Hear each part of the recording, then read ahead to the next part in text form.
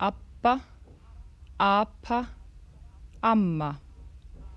Abba, apa, amma.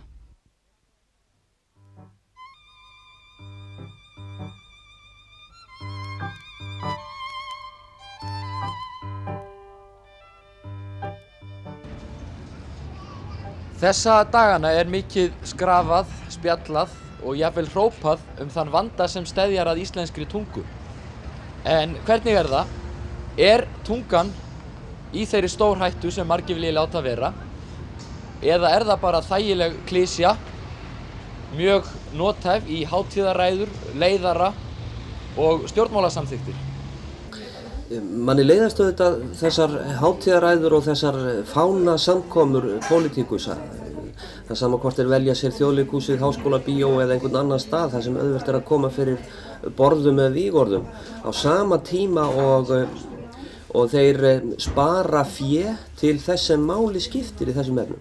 Ég nefni til dæmis að við fengum handritin heim á sínum tíma. Danir gáfu okkur eða skiluðu okkur handritunum að miklu örlæti og miklu veglindi með þeim skilyrðum að þeim yrði sinnt hér.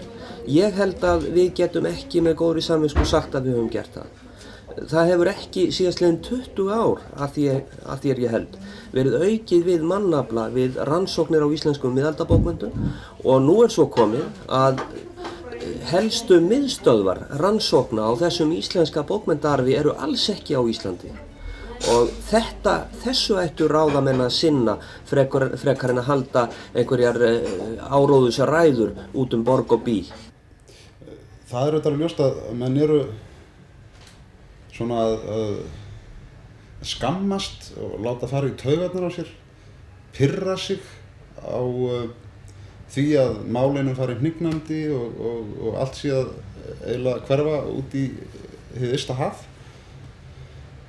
Og að sömuleyti þá þetta nú kannski svipað og Halldór Laxness sagði einhvern tímann misskilda þjóðrækni, að það væri eins og að menn sýndu sín þjóðlega metnað með því að vera að setja upp náttúrurnar á langöfum sínum. Og það kannski stundum svolítið svipað með þessar umræður íslenska tungu sem að alltaf á að vera að fara til andskotans. Síðasta dæmið svona undarlega kenjar í þessu máli, það þegar virðulegur íhaldsamur rithöfundur skrifaði grein daginn og lagði til að það yrði hafin herferð gegn óorðunum, orðum eins og mentó og sveitó og kvennó og þeim orðum sem hafa verið til í tungunni nú í 140 ár og gera henni ekkert til og auðgana og gera henni skemmtilega. Þetta misskilningur. Ég held til dæmis að taka fáar þjóðir búi jafn vel hvað snertir tungumálið og við. Sennilega hefur aldrei verið töluð jafn góð íslenska eins og einmitt núna. Og mér það alveg sérstakt ánægjuefni að það skuli koma í hlut manna af minni kynslóð, fyrstu lýðveldiskynslóðurinnar, fyrstu kynslóðurinnar sem elst upp við hinn sérkennilega íslenska pilsfaldakapitalisma, að það skuli vera menn af minni kynslóð sem gefa út Íslendingasögurnar og Sturlungu á aðgengilegu formi fyrir venjulegt fólk en ekki fyrir einhverja stafkrókana. Það hins vegar lýsandi dæmi ástandið hjá stjórnmálamönnunum að nú eru þeir enn eina ferðina búnir að setja á stofn málverndurnarnefndir og ætla að fara í herferð í þeim efnum, að því að manni skilst til þess að freista þess að halda sér á Alþingi og í ríkisstjórnum næstu 15 árin. Manni finnst hafa verið ansi mikið af ræðum og skrautsýningum og ráðstefnum og greinaskrefum og alls konar svona dúlleríi í kringum þetta mál sem enginn festir í raun og veru á hendur.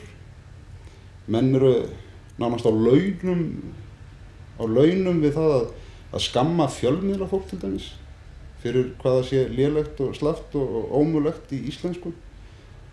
Engum hefur samt dottið í hug að bjóða fjölmiðlunum upp á einhvers konar námskeið eða endurmenntun eða hjálp eða leiðsögn. Það engin peningar í það meðan menn slá sig með alls konar skrautsýningum Þannig að ég held að þessi pólitík sé nú því miður ekki nógu markviss. Ég held ekki að erlend áhrif hafi slæm áhrif á tunguna. Það slæma mál sem talað er hér á Íslandi er meira eða minna af öðrum ástæðum og ekki vegna þess að ég lesi þar í gegn einhver ensk eða dönsk áhrif.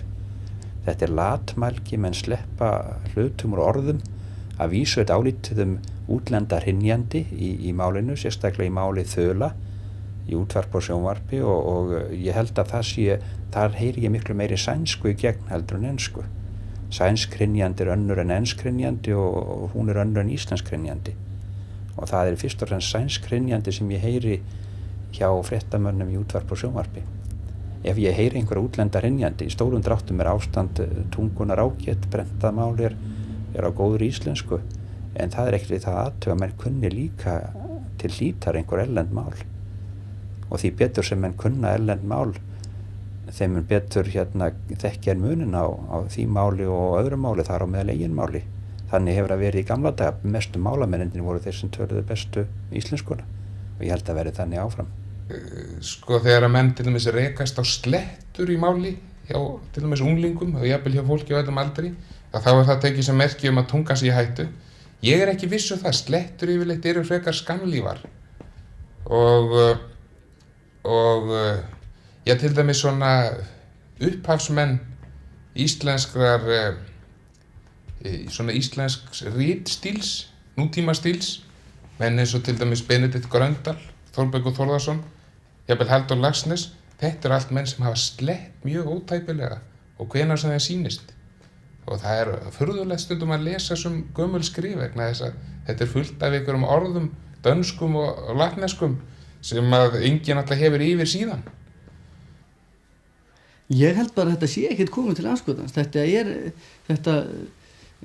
hjal það að tungan sé í svona ógurlegri hættu, þetta er bara orðin einhver kækur og þetta er eitthvað svona svipað og ég veit ekki hvað, þetta er einhver slaufa sem er gott að setja sig öðru hvoru til þess að segja að maður sé nú hérna góður og fínn Íslendingur og þetta er svona, ég held að fólk noti til þess að staðfesta það fyrir sjálfum sér og öðrum. Menn eru líka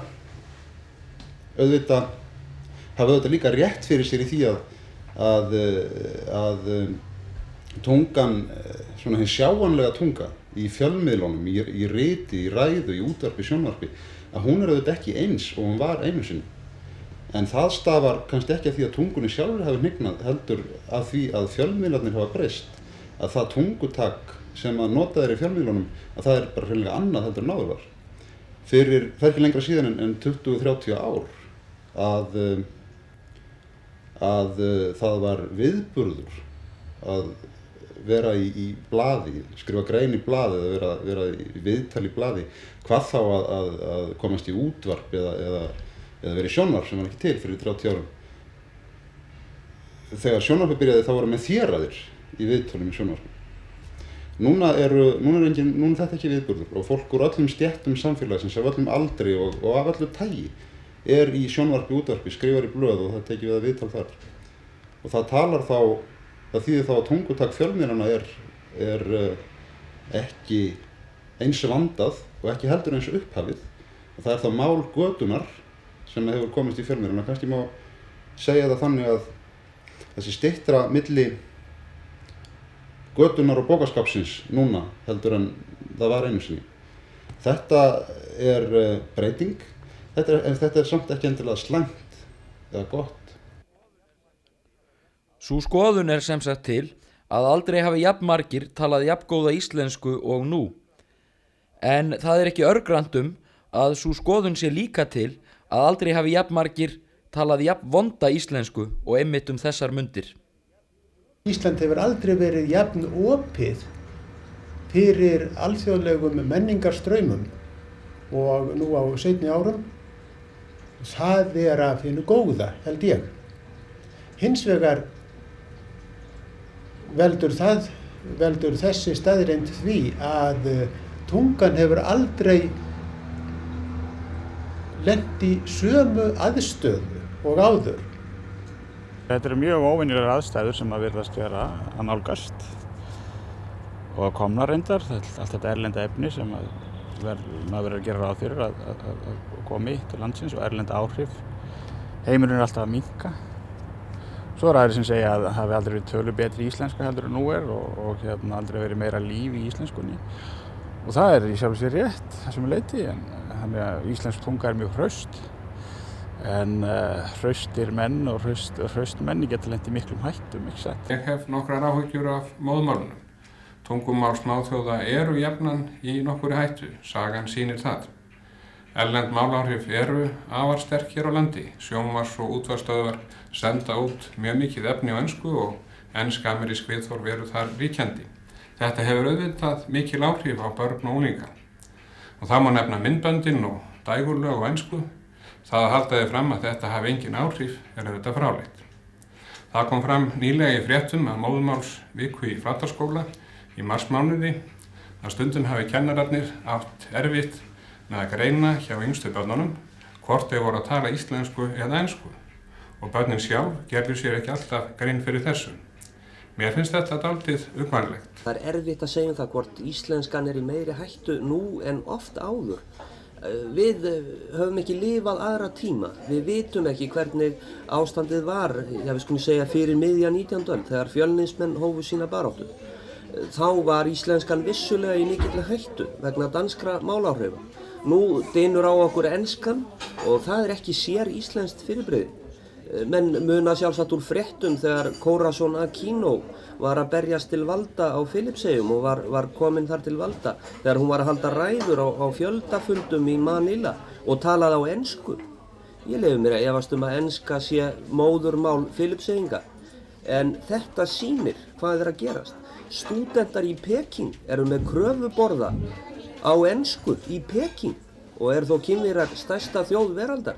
Þetta ekki sér íslenskt fyrirbrigði og það ekki undarlegt. Og með séu hræddir afdrif tungumála sem litlar þjóðir tala eins og íslenskan Í þessu sambandi skulum við ekki gleyma því að þar sem sterkt tungumál, sterk tunga hefur mikil áhrif á við skulum segja menningu og mál lítillar þjóðar sem stendur hálf illa að vígi að einhverju leyti, alltaf hætta á því að stóra málið útrými hinu smáa. Það gæti hér einfaldlega gerst án þess að við tækjum eftir því á þann hátt að næsta kynslóð talaði kynni íslensku, notaði íslensku, en kynni ensku líka. Kynslóðin á eftir henni notaði bæði málin og svo næsta kynslóð þar á eftir notaði fyrst og fremst ensku og kynni kannski íslensku. Þó finnst mér sem ég skynji þá þróun að erlend máláhrif verði æ sterkari hjá ýmsum unglingum og þeir gerir sér þá ekki grein fyrir því að þeir nota erlend orð eða sletti. Það svo sem ekki undarlegt þar sem menningarlegt umhverfi sumra unglinga verður margt sífellt ansnúnara íslenskri tungu og menningu yfirleitt. Það raunveruleg hætta að mínu viti. Hún felst fyrst og fremst í stöðu íslenskunar á Íslandi og þá kannski fyrst og fremst gagnvart enskunni og enskum áhrifum af öllu tagi. Hættan svo að menn hætti smám saman að hugsa á íslensku og hættan svo að íslenskt samfélag verði smám saman íslensk-enskt. Við höfum fyrir okkur dæmi það. Við höfum fyrir okkur fordæmi þjóðir sem að hafa farið þannig þessa braut að stiga á stigi. Á Bresku eyjunum höfum við það, á Írlandi og víðar. Þetta held ég hætta. En ég nú reyndar á þeirri skoðun að Íslendingar eigi að tala íslensku og eiga orð yfir alla mögulega og ómögulega hluti í tilverunni. Og ég sem sagt sammála því. En mér finnst þessi umræða oft sem sagt einkennast af því að eins og þú segir, að hérna fólk vilji loka eyjunni af bara og hér tali fólk einhvert gullaldarmál og verður svo upptekið að því að tala þetta mál að það gerir ekkert annað en að kjafta hvort annað í hel. Ég held líka að við getum ekki brugðist við þessari hættu með því að loka okkur af. Mér sýnist nú að menn séu nú orðnir sammála það. Það þýðir ekki að einangra sig. Enda bendir nú margt til þess að einangrunin hafa nú kannski verið eitt af því allra versta sem að fyrir Íslendinga hefur komið fyrr og síðar. mér sýnist að félagar okkar sem að stunda svona fornfræði að þeir segja okkur það að þá hafi íslensk tunga og íslensk menning staðið hvað hæst og verið með hvað mestri reisn þegar menn sóttu áhrifin víða að suður til Róms, til Bretlands, Þýskalands, til Norðurlanda. Þetta held ég að við höfum ekki aftur. Ég held að við höfum að efla öll þau tengsl sem við getum haft við Frakka, Þjóðverja, Kínverja, Spánverja, það fólk. Það leikur að læra, leikur sá mér kær, að vita meira og meira, meir í dag en í gær. Bjallan hringir, við höldum heim úr skólanum glöð, prúð og frjálsleg í fasi, fram nú allir í röð.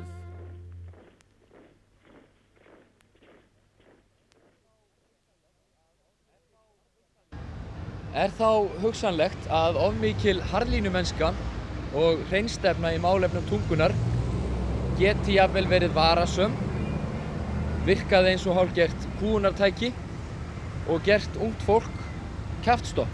Á þessa málvendunarstefnu, málhreinsunarstefnu, þá hefur verið komið svona dálítið óorði, minnst þetta upp í gegnum að skólagöngu.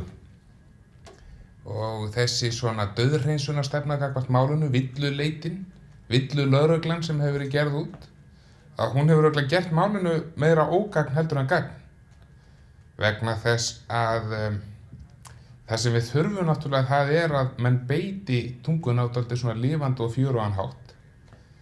Og það er stór munur á því, eða getur minnst þetta verið stór munur á því að tala rétta íslensku, rétt mál, og tala gott mál. En stefnan hefur verið fyrst og fremst svo að tala rétt mál, segja aldrei vitleysu með því að kasta sér eins og hrækamar á fólk sem verður það á í hamingju sinni við að segja frá okkur skemmtilegu, jafnvel á skemmtilegan hátt, þá slæðist inn ein beygingarvilla sem kannski er jafnvel það mál sem að þau hafa lært og sínu héraði og sínu fjölskyldu. Og útkoman hefur verið gjarnan þessi að við höfum fengið íslensku sem er kannski málfræðilega rétt en einskis virði að hlusta og jafnvel einskis virði að viðhalda. Við sjáum þetta til dæmis á alþingismönnunum, á þessu svona staðlaða tungumáli alþingismanna. Við vitum það að alþingismaður sem myndi koma með þágufallssýki í pontu eða eitthvað svoleiðis, hann yrði gerður að atlagi, það yrði gerður að sveitir á hann yrði tekinn af lífi, velt upp úr tjöru og fiðri. Fyrir vikið þá eru menn á þingi sem hafa aldrei sagt málvillu, kannski í 20-30 ára þingsetu, en hins vegar hafa aldrei sagt setningu sem er þessi virðingu sem ég höfðu eftir. Það er þetta klassíska, hygg alfarið og þetta vesen. Og ég er nú svona kannski til dæmis líka að koma svolítið á þá skoðun að fólk eigi frekar að djöflast á íslenskunni ef eitthvað er. Og hamast í henni og ef að menn er að skrifa á hana slíkt þá er frekar að vanda sig minna en meira. Og ég held einmitt að þessi vöndun í máli og allt þetta málprúða fólk sem er út allt, að það er kannski bara meira til skaða vegna þess að það er alltaf að tala sleiðilega hluti.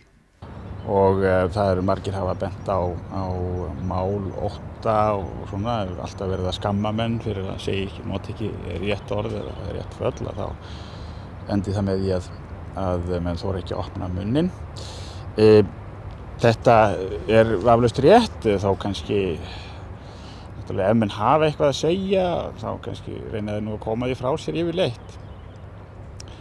Og ég tel að sé gott að menn hafi svona eitthvert aðhald, það sé ekki alveg sama hvernig menn sulli hlutunum út úr sér. En sem sagt að það er náttúrulega hægt að ganga langt í þessu.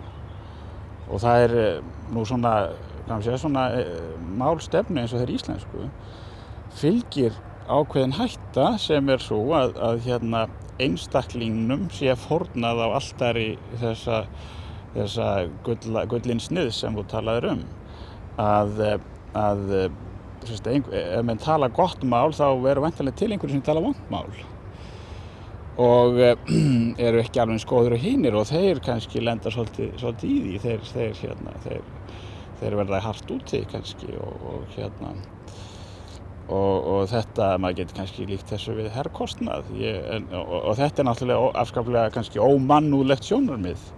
Það fyrst og fremst nauðsynlegt að gefa ekkert eftir í baráttunni fyrir verndun og viðgangi tungunnar.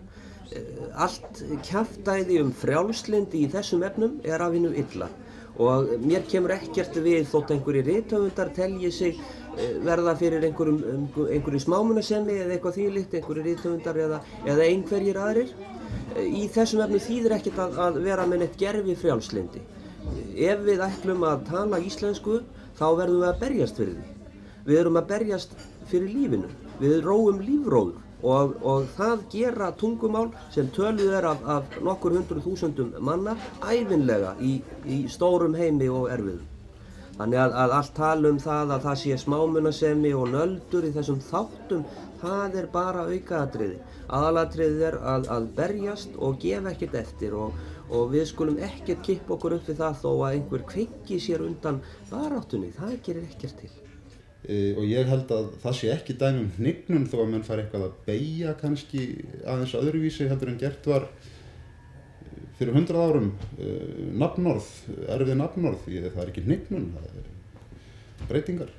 Það heldur ekki hnignun í sjálfu sér þó að menn fara að rugla saman þolfalli og þágufalli á erfiðum stöðum í sagnkerfinu. Þágufallssýkin ekki hlutur til að berjast gegn með óvígum her og mörgum milljónum. Færeyjar mjög athyglisvert dæmi það hvað gerist ef norrænt tungumál og raunar náskylt okkar. Ef menn taka upp eitthvert frjálslyndi í þessum efnum og fara að taka tökuorð vilt og galið. Þar í gangi núna þessa dagana í Færeyjum umræða það hvort að þetta sé ekki alveg fáránlegt að vera að nota orð eins og þyrla og það raunar hafa Færeyingar fengið að láni frá Íslendingum. Nota það yfir þetta ágæta orð helikopter og burtfluttir Færeyingar sem eru búsettir kannski í Danmörku, en þúsundir þeirra búa þar og hafa búið árabil. Þeir koma heim og segja við skiljum ekki lengur móðmálið okkar færeyskuna fyrir svona undarlegum aðskota orðum eins og þyrla. Af hverju þetta ekki kallað bara eðlilegu færeysku nafni helikopter eins og þetta hefur alltaf heitið. Og þarna sjáum við hvað gerist ef gefið eftir. Það engin ástæða til að gefa eftir í þessum efnum. Þýðir ekki að gerfi frjálslyndi. Já, ég held að við eigum að hafa afskipti af málinu. Ég held að það sé misskilningur að málið að íslensk tunga sé bara svona einhvern fyrirbrigði sem að okkur kemur ekkert við og eigi bara vaða stjórnlaust fram og það sé óeðlileg svipting á frjálsræði manna að ekki sé fylgst með þessu fyrirbrigði. Þetta að dýrmætasta, eitt af allra dýrmætasta sem við eigum. Ja, þótt ég segja að það sé nauðsynlegt að gefa ekkert eftir og ekki að vera með neitt gervi frjálslyndi í þessum efnum. Þá þýðir það ekki að það sé öll barátta jafn hagnýt. Mér finnst til dæmis að ævinlega verða að meta hvort að það borgar sig að berjast gegn einhverju tilteknu atriði. Þá má nefna fallabrenglinn sem að sumir kalla þágufallssýki sem mér finnst ægilega vont orð. Nú, eitt nýlegt dæmi það þegar koma fram nýjar upplýsingar það hvernig orðin Egyptaland og Kýpur voru rituð til forna. Ég segi það alveg eins og að mér finnast breytingar af þessu tagi á því sem viðgengist hefur í margar aldir vera ónauðsynlegar og jafnvel til þess fallnar að rugla málvitund almennings. Fjöldinn allur og kannski 90% þjóðarinnar hafa lært það í skólum að það skuli rita Egyptaland og Kýpur í þessu tilviki með tilteknum hætti. Svo koma allt í einu fram á sjónarsviðið upplýsingar það að þessu skuli breyta. Þetta til þess fallið að rýra traust almennings á skólakerfinu og á því sem fólki sagt íslenskt mál, auk þess sem að þetta eru einangruð fyrirbæri, þessi stafsetningaratriði á þessum orðum og ekki hafa enga þýðingu í sambandi við almenna málvenð. Þess vegna tel ég í raun og veru beinlínis er rangt að vera að reyna að breyta hlutum eins og þessu. Stefnan hlýtur að vera svo í staðinn fyrir þetta málhreinsunar átak sem að fer í gang reglulega 2 ára á ári og svona maður sér fyrir sér að nú eigi að efla málfarslögregluna, nú eigi enn betur að sótt og dauðhreinsa tungumálið af öllum hugsanlega villum. Í staðinn fyrir það þá ætti að reyna að örva allt sem að heitir svona skapandi notkun málsins. Mér datt það til dæmis í hug þegar að ráðinn var málfarsráðunautur á útvarpinu, að þá var ráðinn maður sem er örugglega mjög vel til þess fallinn að koma auga á ef einhverjum í útvarpinu verður það á að beygja vitlaust eitthvað orð eða nota vitlaust eitthvað orð. Hins vegar þá held ég að það hefði verið mikið nær að fá eitthvað sem er kunnur að því að beita málinu skemmtilega, fjörlega og skemmtilega, eitthvað til dæmis gamlan útvarpsmann sem Stefán Jónsson, eitthvað svoleiðis mann sem geta kennt fólki að tala, nota málið í staðinn fyrir að trénast upp í þessum klísjumöllum. Við skulum ekki gleyma því að hvert hár gerir skugga og allur skógur er samsettur úr einstökum trjám. Þar með skiptir hvert einstakt orð máli og þá er að vísu í þessu eitt atriði sem ég held nú að menn hafi ekki tekið nógu vel eftir vegna þess að það hefur verið örðugt að taka á því. Það er sú hætta að heilir beygingarflokkar breytist eða hverfi eða heilir flokkar atriða í málinu fari alveg koll. Við skulum hugsa okkur nokkuð algengt orðalag eins og heyrist nú á dögum vegna, ef við heyrum setningu eins og vegna marg endurtekinnar tilkynningu og svo framvegis, þar sem er að sjálfsögðu eðlilegt að segja tilkynningar. Ýmis almenn atriði af þessu tagi eru býsna áleitin. Sömuleiðis ensk áhrif eins og að nota þú þegar ekki er í rauninni verið að tala þann sem ávarpaður eða verið að tala við, heldur bara einhvern. Og eða talandi íslenska tungu, þetta manni fyrst í hug. Þetta er orðið nokkuð algengt en allar breytingar af þessu tagi eru til bölvunar. Já, ég veit ekki, ég hef svolítið á tilfinningunni að það skipti mestu máli hvað er sagt og hvað er talað. Ég hef í rauninni minnstar áhyggjur af íslenskunni sjálfri. Ég held að hún breytist nú bara og batni eftir því sem aldirnar líða. En ég hef eins og verið mun meiri áhyggjur af því sem fólk er að tala og hvort að það talar yfirleitt nokkuð tíma saman. Og tungan og málið er náttúrulega fyrst og fremst tæki hugsunar og samskiptatæki og það er kannski helst það að það er allt mögulegt í kringum okkur sem að kemur mjög mikið vekk fyrir það að við yfirleitt tölum saman og hugsum og látum vera að við skrifum þá. Þannig að ég held að það sé ekki tungan sjálf eða endilega beint áhrif erlendra tungumála sem eru orsökin fyrir því að eitthvað hallar undan fæti. Heldur hitt, að tíminn til þess að tala og hugsa, hann er alltaf minn og minni.